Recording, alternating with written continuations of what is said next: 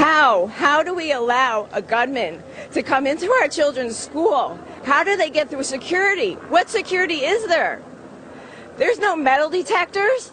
The gunman, a crazy person, just walks right into the school, knocks down the window of my child's door, and starts shooting her, and killing her. President Trump, you say, what can you do? You can stop the guns from getting into these children's hands. Put metal detectors at every entrance to the schools. What can you do? You can do a lot. This is not fair to our families, that our children go to school and have to get killed.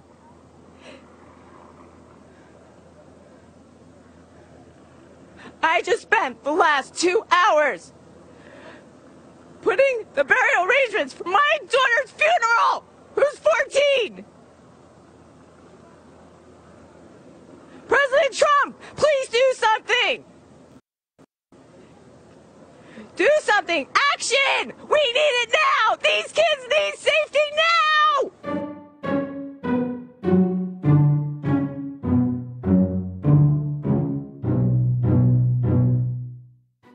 If you love this podcast, I'm sure you're looking for other great true crime podcasts to listen to. Wondery, the network behind this show, has other podcasts for you, especially if you love the way we tell stories here on Real Crime Profile. Great shows like Best Case, Worst Case, Locked Up Abroad, and Hollywood in Crime.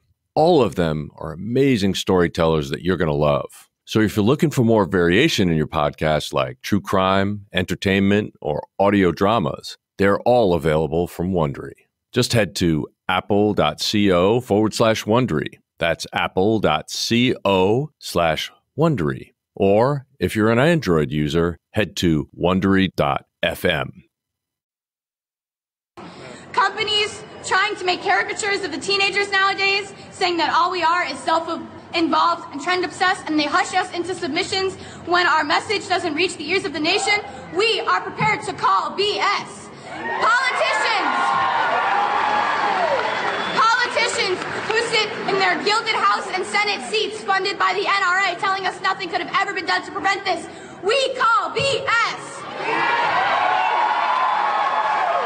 They say that tougher gun laws do not decrease gun violence. We call BS. They say a good guy with a gun stops a bad guy with a gun. We call BS. They say guns are just tools like knives and are as dangerous as cars. We call BS. No, they say that no laws could have been able to prevent the hundreds of senseless tragedies that have occurred. We call BS. That us kids don't know what we're talking about, that we're too young to understand how the government works. We call BS! Hello, and welcome to this very special episode of Real Crime Profile. This is Jim Clemente. I'm here with Laura Richards and Lisa Zambetti to talk about the shooting at a Florida high school. But first, we want to focus on the victims, and these are the victims who lost their lives. Elisa Alhadeff, who was 14. Scott Beigel, who was 35. Martin DeQ Anguiano, who was 14. Nicholas Dorrit, who was 17. Aaron Feiss, who was 37. Jamie Gutenberg was 14. Chris Hickson, who was 49. Luke Hoyer was 15. Cara Loughran was 14. And Gina Montalto, 14 years of age. Joaquin Oliver was 17. Elena Petty was 14. Meadow Pollack was 18. Helena Ramsey was 17. Alex Schachter was 14. Carmen Schentrup, who was 16. And Peter Wang was 15. Their ages just, make for just such horrific impact. 7 14-year-olds and 2 15-year-olds, a 16-year-old, 3 17-year-olds, 1 18-year-old. I mean, this is just such senseless killings, along with 3 teachers who were also killed, each of them trying to save the students, which I just think speaks volumes. Yeah, those teachers are heroes. There would have been more casualties if they had not literally stopped bullets with their own bodies. And this is just heart-wrenching. Reading these names, seeing their ages, and looking at their pictures, It's just terrible. And it makes me mad that we as a country are allowing people to, quote, enjoy the right of gun ownership at the expense of the lives of children. I mean, that is not a good balance. That is not the way it should be. I mean, the lives of these children is far more valuable than any right that anybody else has, especially to ownership of a weapon that's made to kill. Just doesn't make any sense. And there's the loss of so many innocent young lives. I mean, that's 17 people who are dead, but there were 14 others who were injured. And of course, it's the psychological impact of those who survive the post-traumatic stress disorder that stays with people forever. And, you know, we can't forget that this has just been, it seems to be one after the other, you know, and thinking about Virginia Tech in 2007, the Pulse nightclub in 2016, Texas this year, and in 1991, Las Vegas in 2018 this year, Sandy Hook 2012, Santa Barbara, San Bernardino 2017. There've just been so many cases. And of course, it seems to spark outrage, and then it seems to go quiet again. After there's outrage, then there seems to be the thoughts and prayers that go with it and debates, and everyone seems to forget, and Congress does nothing, and then we get another mass shooting again. And it's time for action. So, Jim, I completely agree with you, and I'm outraged too. But today in this discussion, we have to find a way for people on the other side of this argument to be able to hear us, because I know when we talked about the Pulse shooting and you know, Laura and Francie and I talked about the Texas shooting, you know, we get blowback from people saying, look, you know, we're responsible gun owners, it's not the gun's fault. So, you know, and I'm tired of this tit for tat boilerplate arguments. We have to find a way to talk about this together and find common ground together. And I'm right with you, Jim and Laura, but you know, I don't run the world, and my experience in life is not the only one. So we have to find a way for other people to come together for this. All right, but we don't have to go very far, because, yes, there are people who are responsible gun owners. There are also people who say that cars are more dangerous. It's true, cars can be dangerous in the wrong hands. And what do? We severely limit who can have them, how they can operate them. We license them. Exactly. We make sure we check up on them all the time. Absolutely. And make sure they're okay to drive. Why aren't we doing that with guns? Why do we have hundreds of millions of guns in the hands of people and absolutely no standard as to who has them and why they have them and what they're doing with them? There's 270 million guns that are in the US, and you know, I just want to think about learning across the world. Australia, of course, had Port Arthur, which was a massacre in 1996. And following that, there was a new Prime Minister, John Howard, who had just come into office. And he'd been in office for 57 days, and he banned guns immediately. There was a very swift amendment. He basically took the bull by the horns, and there was a gun buyback program, and then he brought in national registration, national licensing, and then he instigated a gun ownership law that it was a privilege and not a right. And since that massacre in 1996, there hasn't been one since. They've had a 20-year period without any mass shootings. Right, and I think that's smart. Right, and I know I applaud that, but this is America, and we can wish that we had the same kind of laws as Australia and Britain and anywhere else, but that's not our country. We're in charge of our own laws. We're in charge of our own laws. Yes, but Australia doesn't have a constitutional, you know, doesn't have it. But we have the ability to amend our Constitution. Yes, absolutely. In fact, the right to bear arms is an amendment to the Constitution. It was not in the Constitution. And because of that, it has been interpreted over the last 200 years in various different ways. And the problem is that that interpretation has allowed people who are, for example, 19 years old and mentally unstable to buy 5 guns within a year and kill 17 innocent people and injure 14 others in a matter of minutes. Yep. Agree. But let's not forget the history of domestic violence. I mean, there were 39 call-outs to this home address with a mother that was saying that he was escalating his behavior and that she was scared of him. So Let's talk about that. Why don't the police have the power to do anything? 39 times. I mean, what is missing here? They have the power. They have the power. What they need is the will. What they need is prosecutors are going to enforce the Baker Act. The Baker Act gives the police and the prosecutor the right to lock somebody up against their will if they have severe emotional or mental problems. And clearly this kid was exhibiting that. He was expelled from school. The school warned teachers, do not let this guy on campus, and let us know if he comes on campus with a backpack. Well, clearly, they were fearful that he was going to come on and bring on a weapon.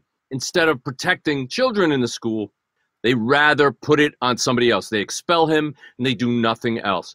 Let me just go right for it, though. Some students made reports, not only to the local law enforcement, but to the FBI. The first report to the FBI was anonymous, and it's something very difficult to follow up on because this is a huge country and the FBI gets thousands of reports like that a year. But the second one was specific. It was about this particular kid. It was about what he intended to do, and it should have been followed up on. And somehow it got lost in a morass, maybe at FBI headquarters. It never got out to the local field office. However, as you pointed out, Laura, there were 39 call-outs to that house. Number 3 call-out should have been a red flag. And there was another 36 after that. Why? What the hell was going on? We all saw the video with him coming out in the backyard of his house, filmed by his neighbor, shooting a gun. Now, whether it was a cap gun or a BB gun or a real pistol, I don't know. But he's shooting in the backyard irresponsibly. I'm sure they called the police about it and they documented it. It should have been dealt with. Instead, he was just pushed along till it gets to 39, and finally he gets bulletproof vests, he gets semi-automatic weapons and rifles, and he has the capacity to kill so many people in his hands, even though there's no legitimate reason for him to have a single weapon given his mental state. So just to track back and to the CNN international interview that I did with Steve Moore, I mean, when we did the 9 o'clock interview, I was aware that this was on Thursday. I was certainly aware that he had been expelled from school and that he had an ex-partner. They had separated, and she had said that he had abused her and that he had stalked another woman and that he had also attacked the ex-girlfriend's boyfriend.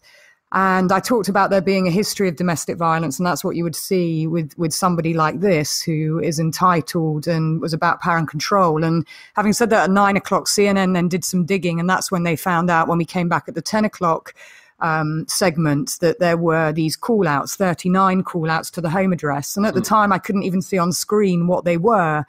But I went through them, and it was child elderly abuse, domestic disturbances. The neighbors had called, the mother had called numerous times because he had beaten her, he'd threatened her. The neighbors said that he would, literally punch out the furniture, and that was being put outside. And the mum just couldn't control him. And she was saying that she was terrified. He was calling her names, calling her a useless bitch and other profanities. And he had been assessed. The police had attended the home address on each of those occasions. He had been referred. He was a long-term client of a behavioral unit, but they kept saying that he did not make any threats to himself or others. And that's why, despite the threats on social media of him saying he was a professional mass shooter, them not looking online as well as offline when thinking about risk assessment, they felt that the Baker Act wasn't needed. And again, these are missed opportunities. And despite that, the mother kept calling. Then you've got ex-school friends describing him as an evil kid that was always getting into trouble, that he was stealing mail, throwing rocks at cars, torturing animals, shooting chickens, shooting lizards. If people said anything against him, he would threaten them. I mean, the list just goes on of not just antisocial behavior, but abusive behavior. And people were fearful of him, and he threatened many people. So he should have come on the radar. Certainly when he came on the FBI radar, did they actually do any searches to find out where his IP address was registered to? Did they ask the person on YouTube to try and interact with him. You know, perhaps if there had been, and of course there's a full-scale review now underway, and I hope we hear more about that. But the fact was he was using his own name. And, you know, it wasn't about a lack of resources. Was it about the fact they just didn't take domestic violence seriously? Or was it the fact they didn't see that history? But the one thing I have said repeatedly throughout all of these cases is that domestic violence must be taken seriously. And it's seen as a misdemeanor. These were just seen as disturbances. And yes, he hadn't been convicted for domestic violence, but look at all the intelligence about him committing domestic violence, and he was a dangerous individual. And that's where we need to see a cultural change so that we understand how serious and dangerous individuals, and we're intentionally not using his name, as Jim and I feel very strongly not to give a platform to individuals like this who are seeking it. But it's really to find out what those lessons are and how you use those lessons to actually take action, because I'm just sick of reading victims' names and there being this debate and this outrage and then nothing changes. Clearly there's a million opportunities to derail this tragedy. And that's what's so frustrating. You know, any one of these opportunities, whether he's not able to buy the gun or somebody is using the Baker Act or whatever, there's all of these opportunities. And why do they fall through the cracks? It's insane. Well, why aren't the online risks being looked at? You know, saying I want to shoot people with my AR-15. I'm going to be a professional school shooter. His social media was full of him with guns. I mean, you know, we're now in 2018. People have to understand risk assessment must include online behavior as well as offline, and draw that information together. And, you know, when I was on CNN talking with Steve Moore, who you know, Jim, you know, he mentioned that, well, there's no one central repository. Well, you're never going to have one central repository. You actually have to make the links and join the dots. And, you know, again, if we don't see this kind of behavior as concerning, these warning signs, and you're not using the right risk assessment toolkits and you're not trained, then you're not going to understand the risks that these individuals pose. And it's not taken seriously. And that's why, sadly, 17 people have lost their lives. And as you know, Jim, he was very premeditated and planned. He had been ruminating about this for some time. He chose Valentine's Day as a particular date for a particular reason. He waited until 2 o'clock so that he knew that the students would be coming out and in the hallways. He pulled the fire alarm to ensure a maximum body count, and he didn't try and kill himself or go out suicide by cop. He actually planned his escape so that he would blend in with everybody else, and then just went to go and have a drink and something to eat at McDonald's. Right. I mean, clearly this kid was not mentally ill in terms of not knowing the wrongfulness of his acts. And I am a little sick of hearing that he is just mentally ill when, if he had a little bit different skin color, they would be saying he's a terrorist.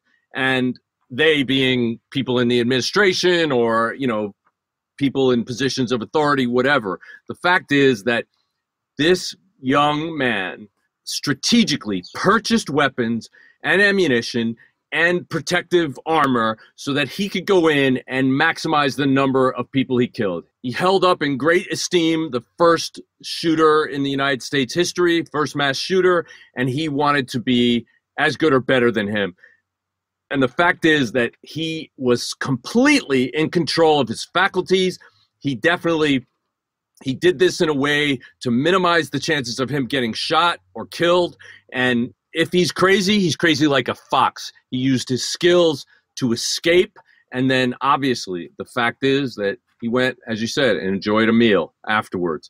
This did not affect him. He did what he wanted to do, what he had planned to do, and he did not do it just randomly in front of anybody at any given time. He did it in a time where he thought, as you said, Laura, maximum kill and maximize his ability to escape. I'm telling you, that's not somebody who's insane. That's not somebody who doesn't understand the wrongfulness of his acts. That's somebody who knows exactly what he's damn doing.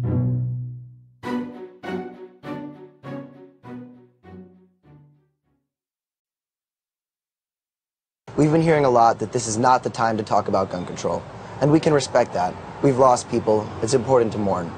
Here's a time to talk about gun control, March 24th. My message for the people in office is you're either with us or against us. We are losing our lives while the adults are playing around. And we have received endless support from your generation, and we thank everybody for that immensely because we really appreciate it. We don't need you. On March 24th, you are going to be seeing students in every single major city marching, and we have our lives on the line here. And at the end of the day, that is going to be what's bringing us to victory and to making some sort of right out of this tragedy. This is about us begging for our lives. This isn't about the GOP. This isn't about the Democrats. This is about us creating a badge of shame for any politicians who are accepting money from the NRA and using us as collateral.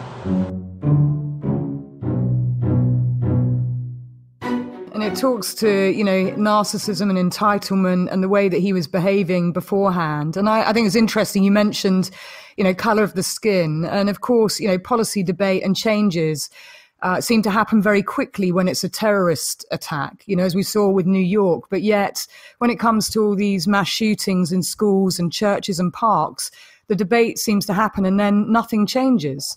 Why the sit back when actually there's a lot more that can be done? And of course, it's not just one thing. There's multiple things here. And post Sandy Hook in Connecticut, they brought in the toughest gun laws in the US, and the crime rate has dropped significantly. So, people who argue the fact, and of course, there's some politicians saying that tougher gun laws do not decrease gun violence. Well, that's absolute BS, because look to the UK, look to Australia, look to other countries, look to Connecticut. Since Sandy Hook, that's exactly what's happened. And that's where change will be affected. But for me, there's still this aspect around domestic violence and stalking that if we're not making that link, and I read a number of the cases, the Virginia Tech and Las Vegas, all of these cases that keep happening. There's the link. I put it on social media. I keep talking about it, and we do on Real Crime Profile.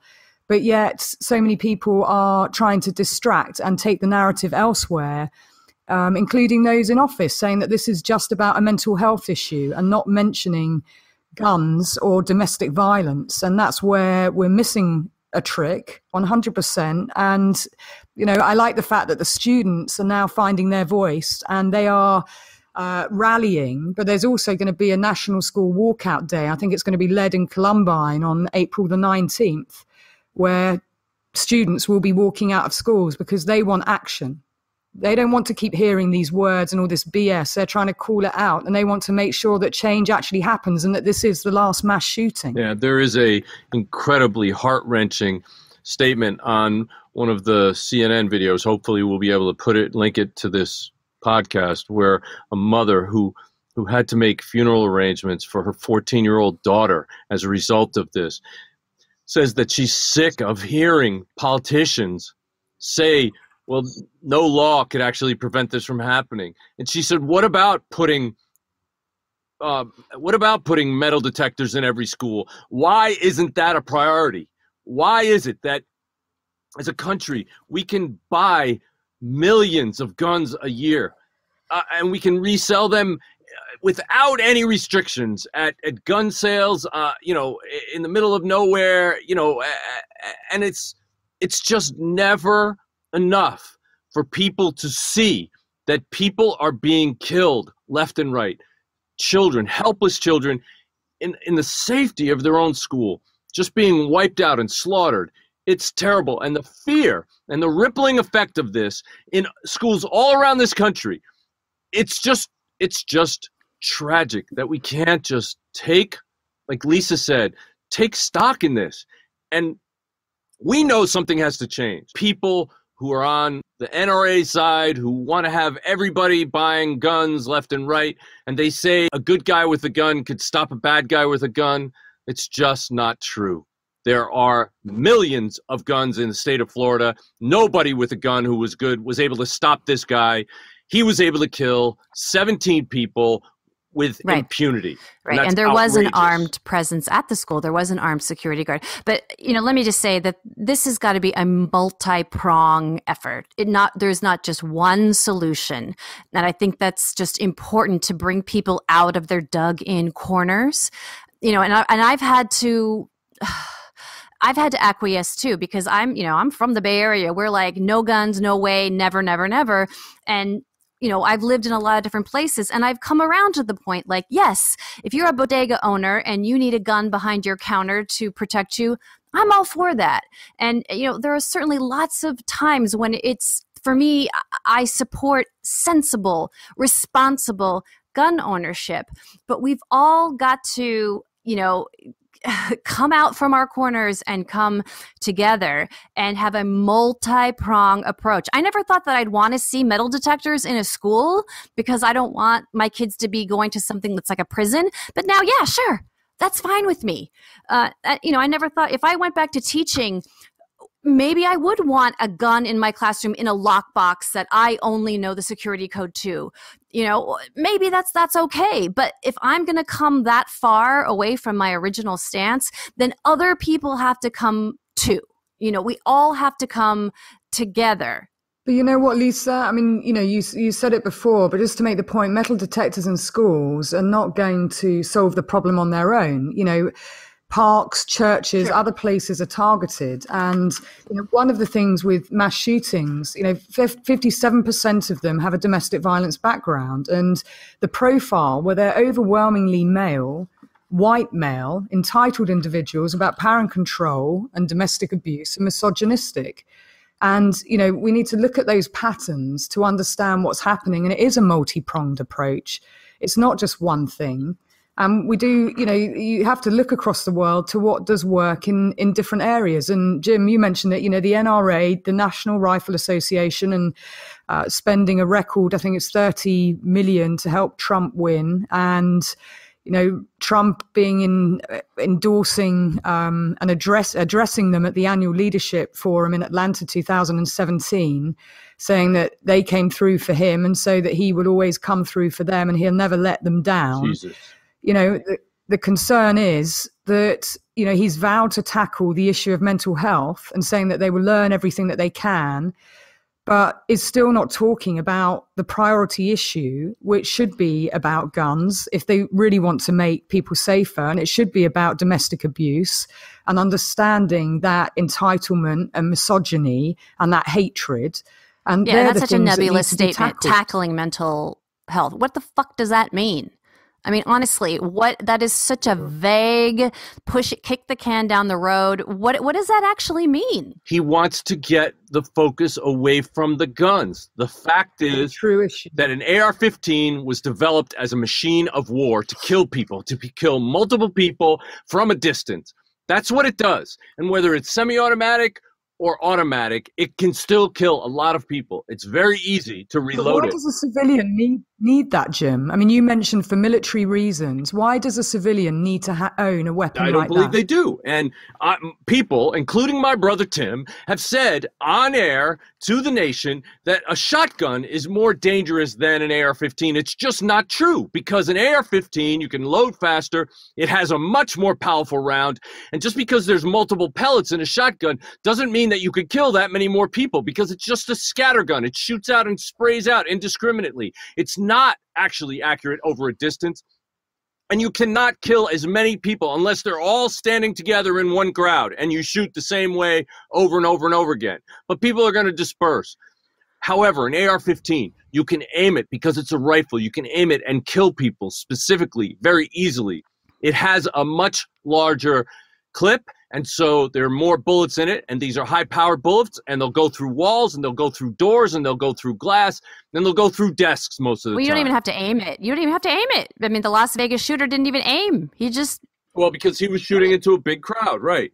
But the fact is that a shotgun would never have been useful to that guy in Las Vegas, and yes, it would have killed people if he had a shotgun in this school. However, that would not have resulted in the same number of deaths and injuries. He had more time to shoot people because he had to spend less time reloading, and he was able to kill more accurately.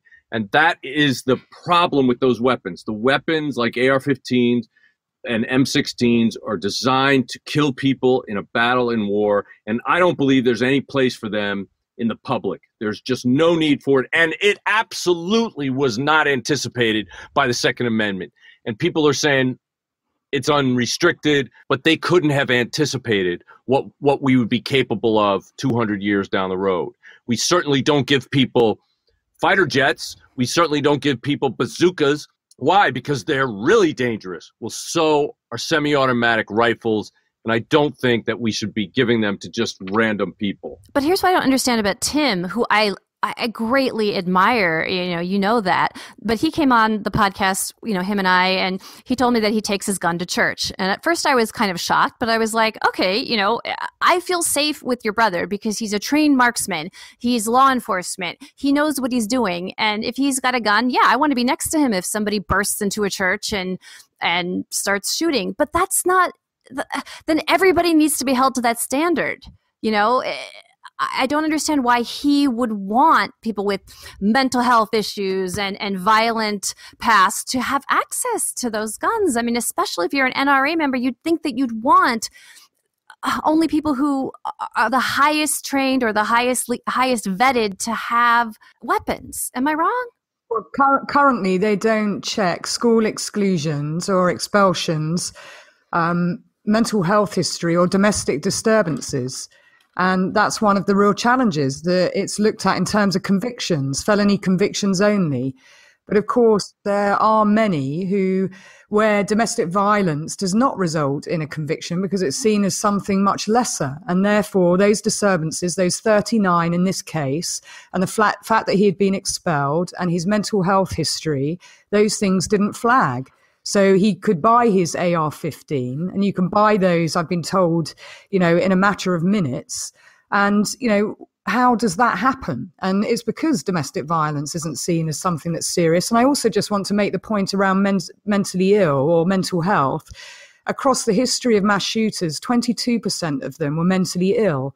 And mentally ill people are not the perpetrators of violence, as is seen in the media time and time again. Many people who are mentally ill are not violent at all. And I think it's creating another wrong stereotype, not just about this type of crime, but it's also stigmatizing people who are mentally ill, which is completely unacceptable. That he bought an AR-15, he passed the required government background checks, even though he'd been expelled from school, with his history of mental health and the domestic disturbances, or his online threats. There are no requirements to do even a criminal background check at a gun show. There are gun shows all over the place, massive gun shows with thousands of weapons, where people who are selling guns don't have to do a criminal history check on the people who buy them. And the reason that supposedly exists is so that a grandfather can actually hand his grandson down his weapon when he gets old. I mean, it has nothing to do with reality, but that's the way they constantly get people to say, no, we don't need restrictions on gun shows. But gun shows sell millions of weapons across this country every year, and many of them are to drug dealers and terrorists and criminals. And there's absolutely no way to police that. It's just outrageous. Well, I mean, why is it that if somebody is buying, nitroglycerin or buying too much fertilizer, that raises a red flag, doesn't it? With the FBI, like they might be up to building a bomb. But if somebody's buying a high capacity weapon, that doesn't raise any flags. I mean, that seems crazy to me. Yeah, well, it's because, again, people are hiding behind an amendment that they're saying gives them the right to do it. And so but there are these gun shows where there's absolutely no tracking for who's buying what and who's selling what.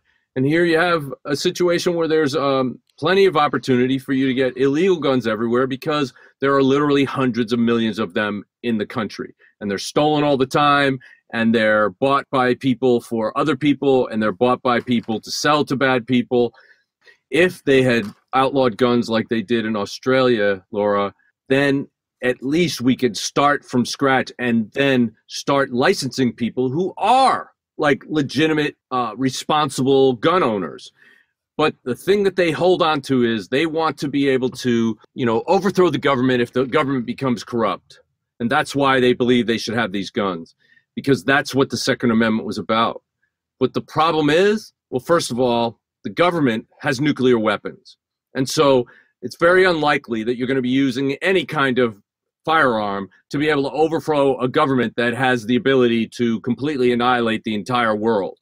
So it's a foolish thing to be holding on to this historic, ridiculous, quote, right, when in fact it's responsible for killing hundreds, if not thousands of people. Yeah, and it's a paranoid fantasy. I mean, that's why we have the vote. If you want to overthrow your government, your vote is what you need to utilize. But anyway, go ahead, Laura. I was just going to go back to Australia because, I think that there are some really important lessons to learn there. And, the Port Arthur massacre in 1996, I think 35 people died.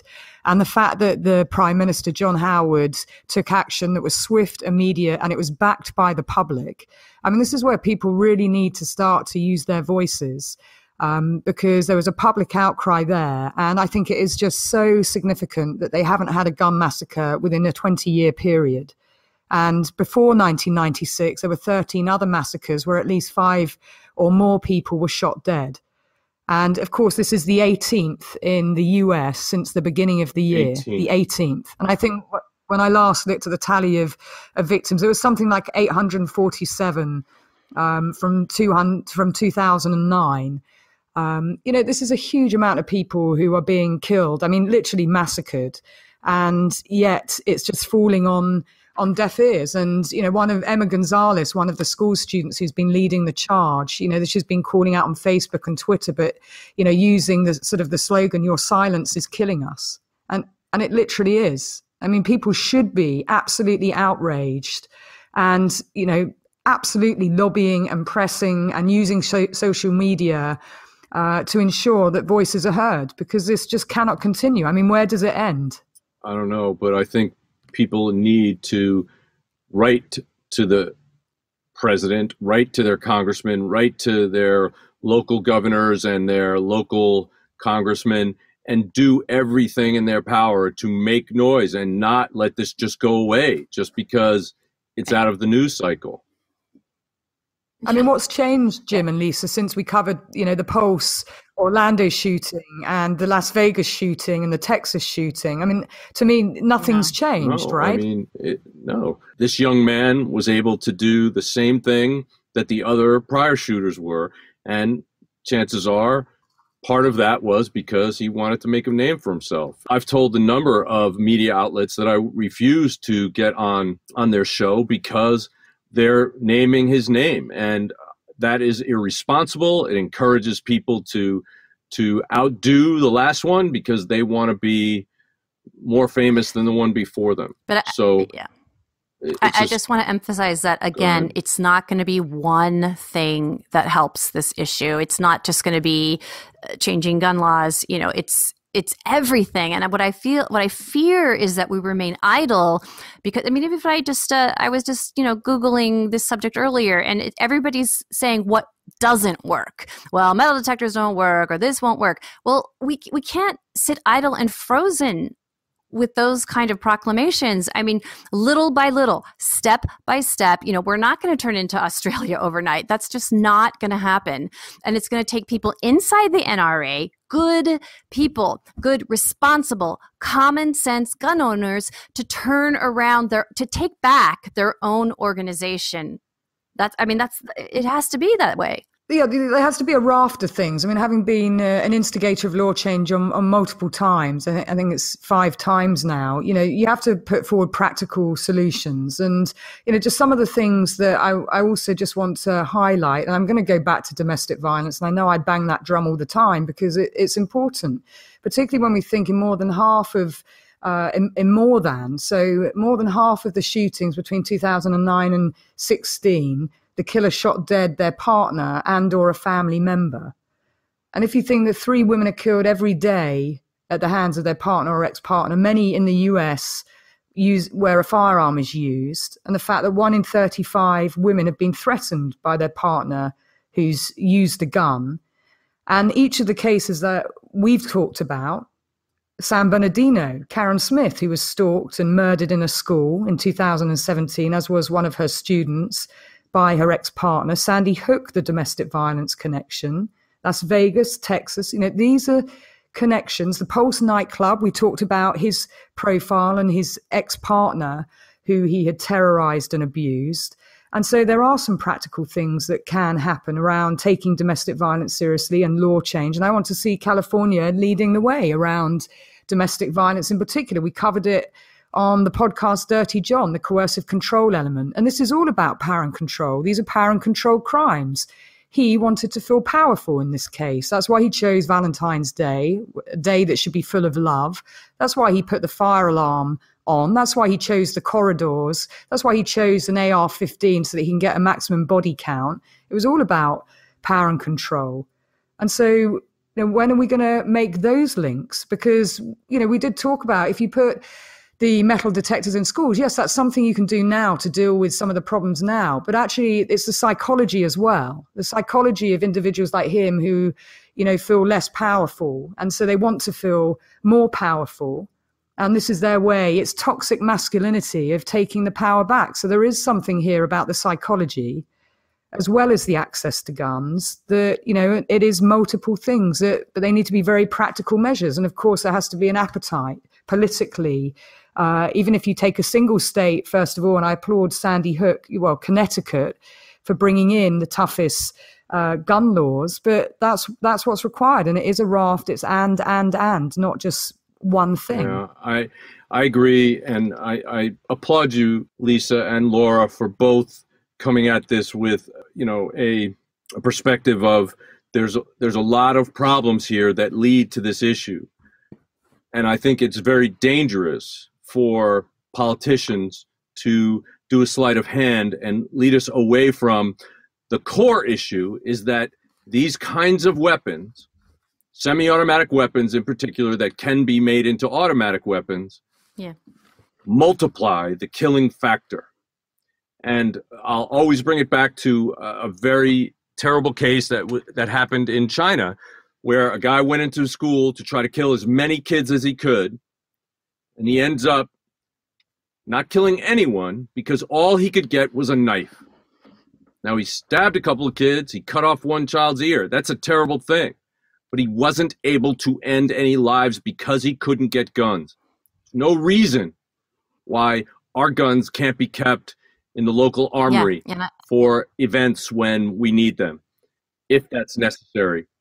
It doesn't have to be in everybody's home. There are so many accidental shootings that kill children every year in this country. There are so many accidental shootings that kill other people in this country. And there are so many deliberate shootings that kill people in this country.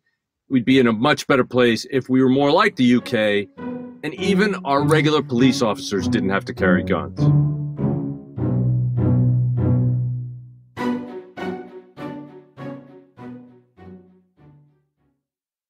In 2017, the FBI received information about a comment made on a YouTube channel.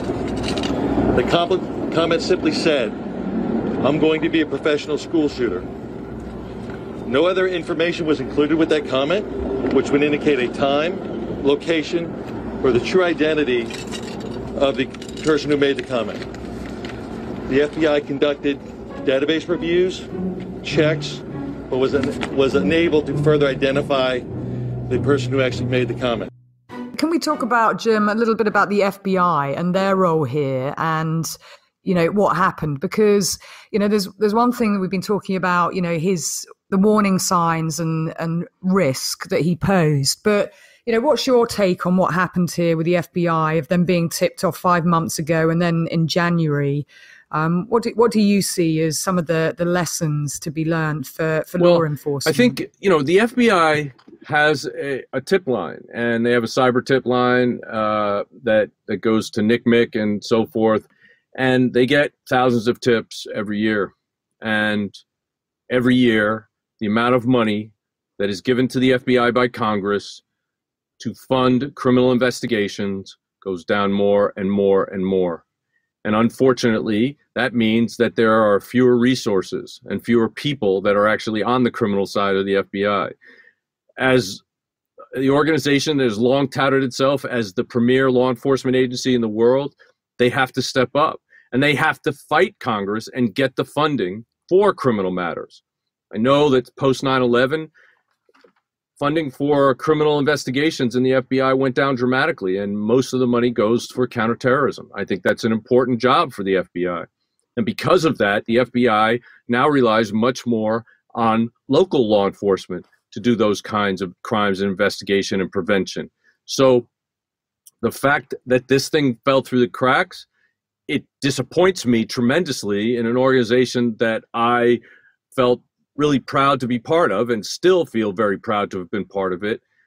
But it also infuriates me that law enforcement gets such a short shrift in terms of funding these days, and to expect them to continue to do an amazing job with underfunded, I think is just, it's just ridiculous. It's insanity. I mean, funding, is certainly an issue. I think certainly in the UK as well, that's something, resources are just scarce on the ground. But I was interested to hear first of all, the sheriff locally came out and said straight after this shooting had happened, I listened to him say, well, there's nothing that we can do here. These things just happen and, we can't do anything to prevent it.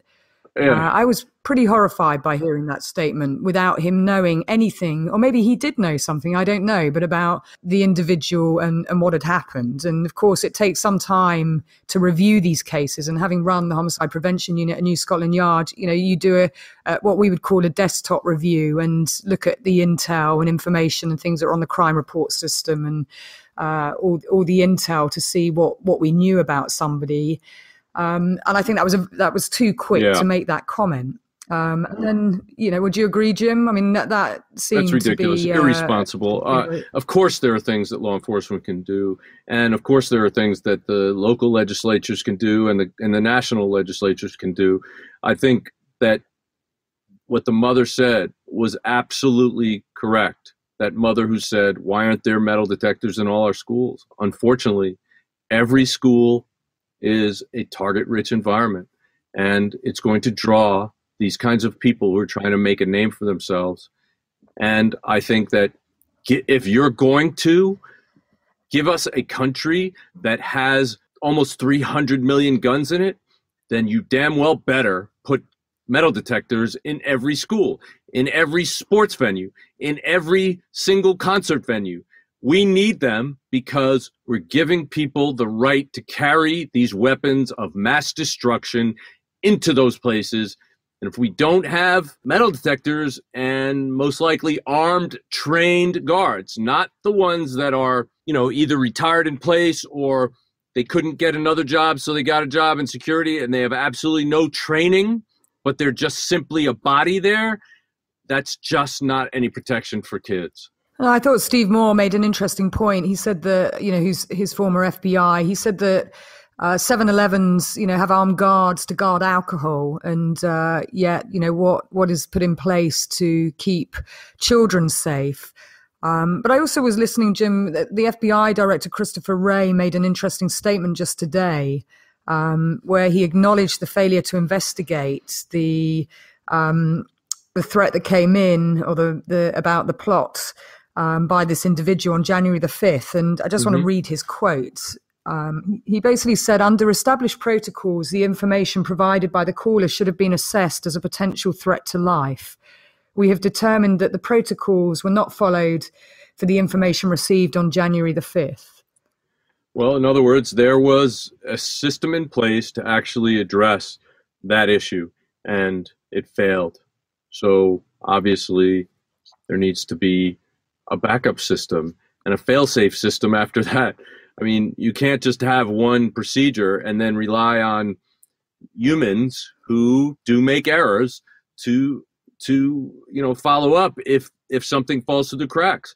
I mean, there has to be multiple redundancies in this system, as there should be in any security system. And apparently the FBI does not have that. Again, resources. I mean, if they had handed it over, let's say, they'd done their preliminary checks, etc. I mean, maybe it was local law enforcement who held the intel on him, but there should have been a trigger to hand it over to them for them to look to find this individual.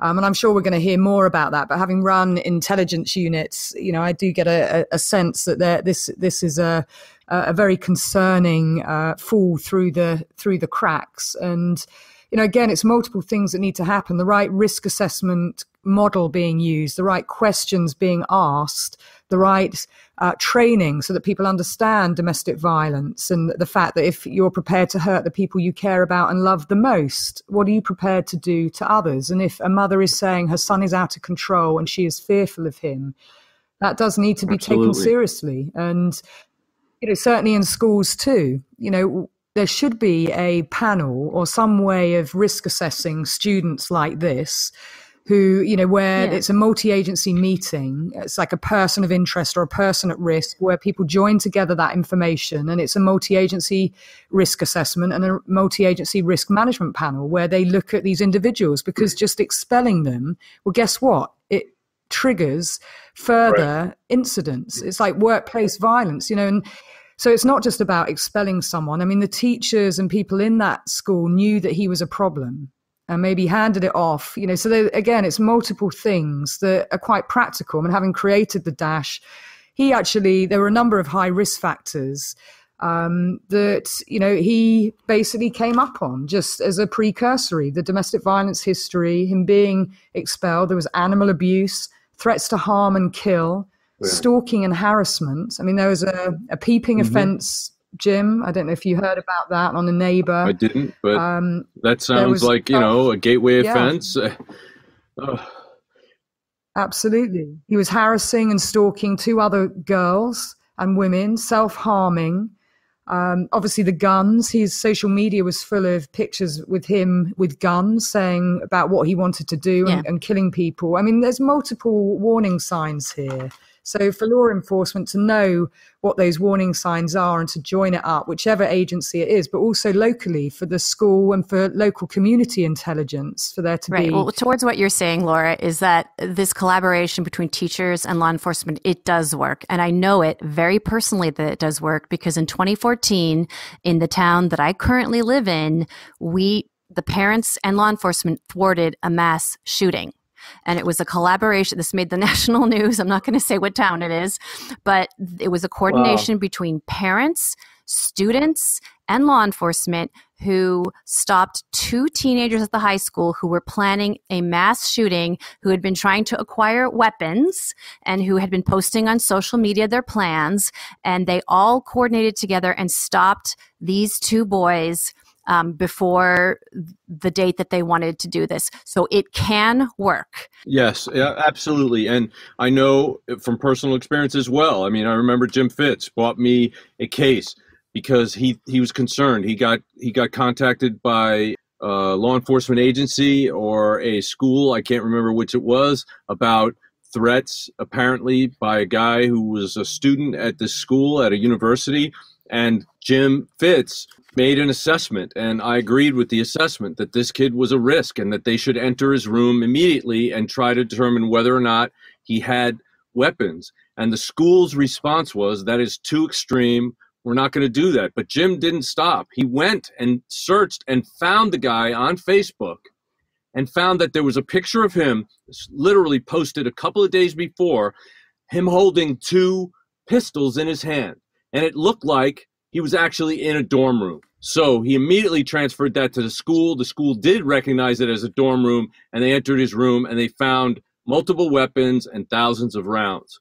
And so that also averted it, but it was a combination of law enforcement, the school, and social networking surveillance, basically looking at what they're posting.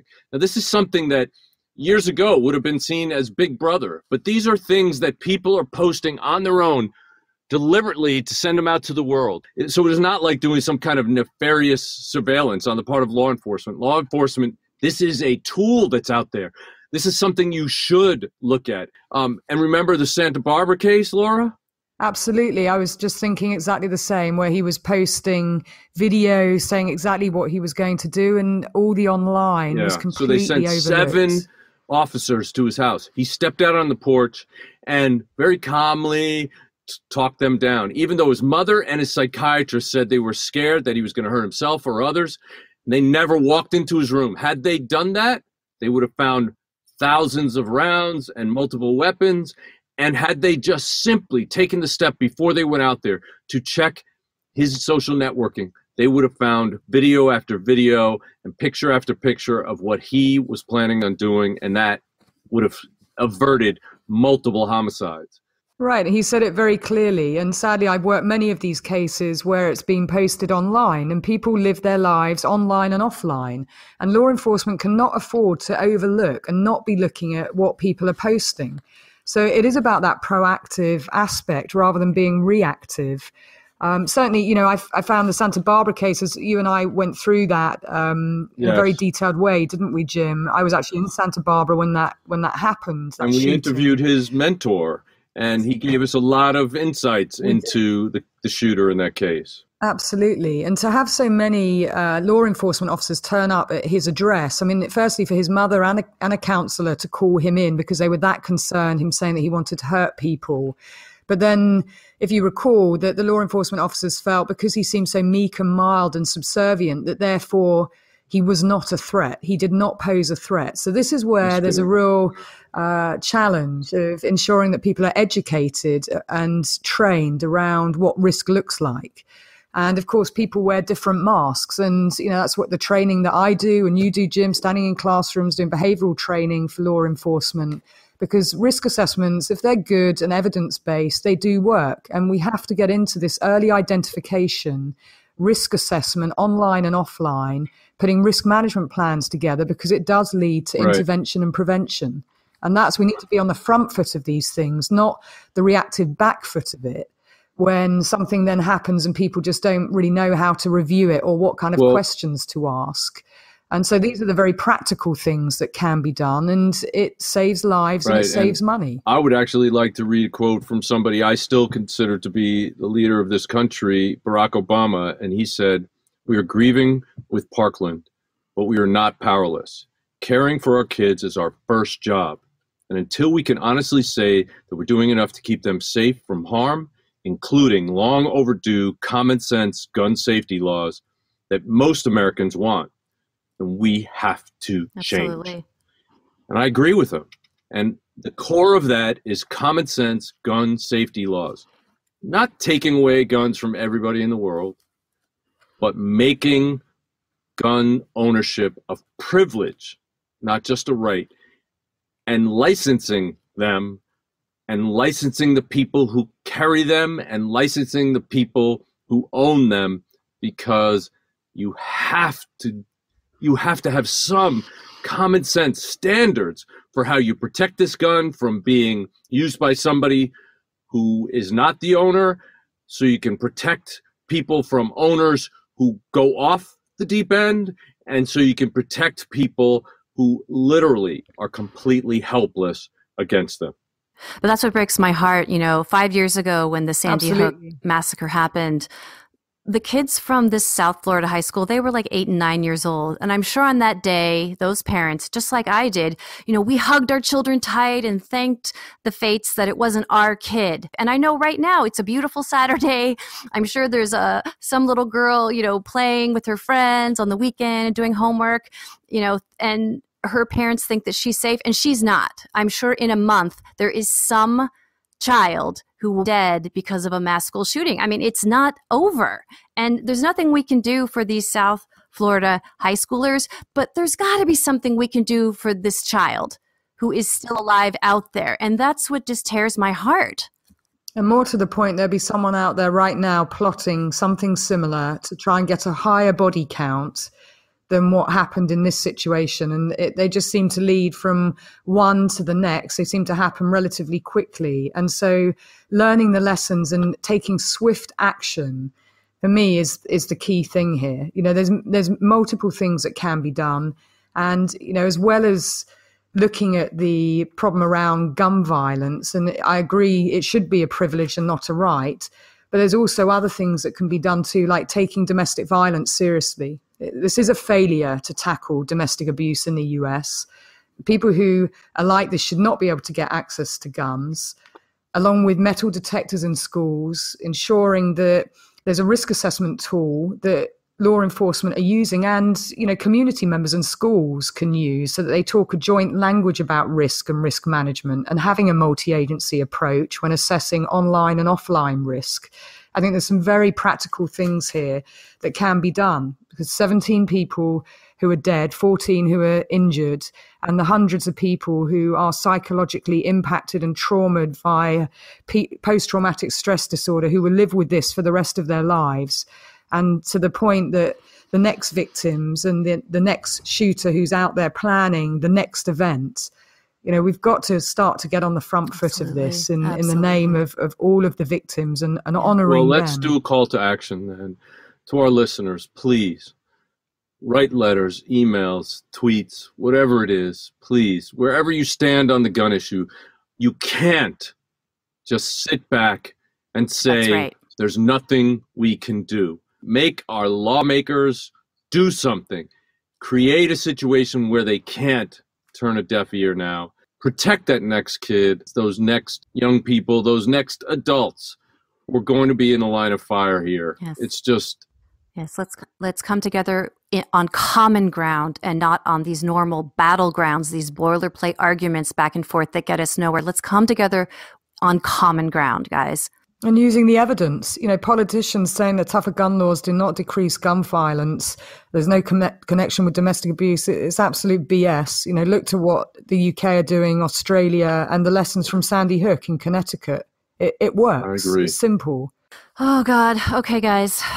Well, thank you, Lauren, Lisa, for doing this today. And I just hope that this is the one that gets everybody, that's a real call to action, that gets everybody moving.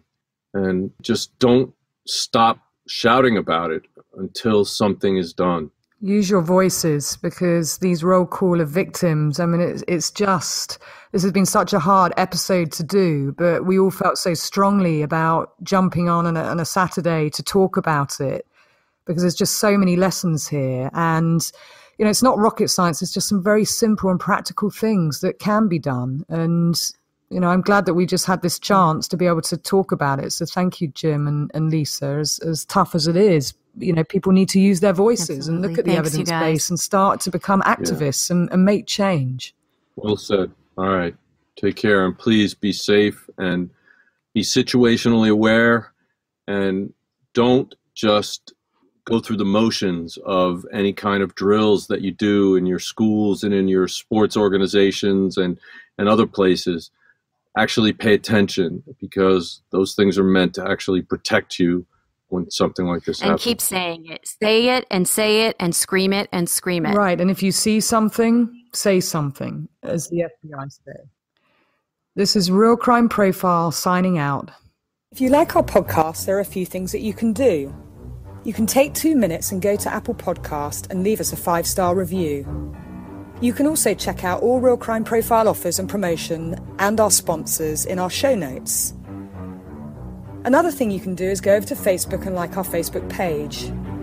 And one last thing is, please tell all your friends, family and colleagues about us and spread the Real Crime Profile word. Thank you so much for listening to us. We really appreciate you. Real Crime Profile is produced and edited by Paul Francis Sullivan. Sound engineered by Terrell Parham. Music composed by Simba Tsumba. Logo art by Jim Clementi.